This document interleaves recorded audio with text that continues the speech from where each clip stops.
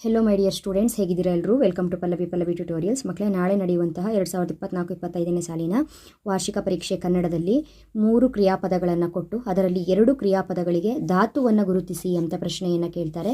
ಇದು ತುಂಬ ಇಂಪಾರ್ಟೆಂಟ್ ಆಗಿರುತ್ತೆ. ಒಂದಿಷ್ಟು ಪದಗಳನ್ನ ಕೊಟ್ಟಿದ್ದೀನಿ, ಅದರಲ್ಲಿ ಧಾತುವನ್ನು ಗುರುತಿಸಿ ಕೊಟ್ಟಿರುವಂಥದ್ದು.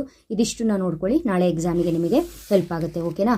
ಓದಿದನು ಓದು, ತಿಂದನು ತಿನ್ನು, ಬಂದವು ಬರು, ನಿಂತರು ನಿಲ್ಲು.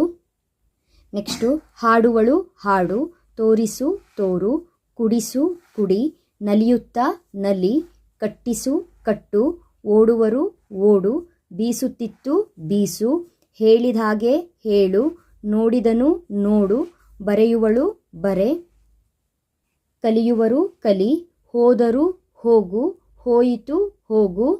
ನೆಕ್ಸ್ಟು ಅಳುತ್ತಿತ್ತು ಅಳು, ಬಾರಿಸುವಳು ಬಾರಿಸು, ನುಡಿಸುವಳು ನುಡಿ, ಕೇಳಿದರು ಕೇಳು, ಕೇಳುವರು ಕೇಳು, ಎದ್ದರು ಏಳು, ಮಾಡಿದಾಗ ಮಾಡು, ಬರೆಯುತ್ತಿದ್ದನು ಬರೆ.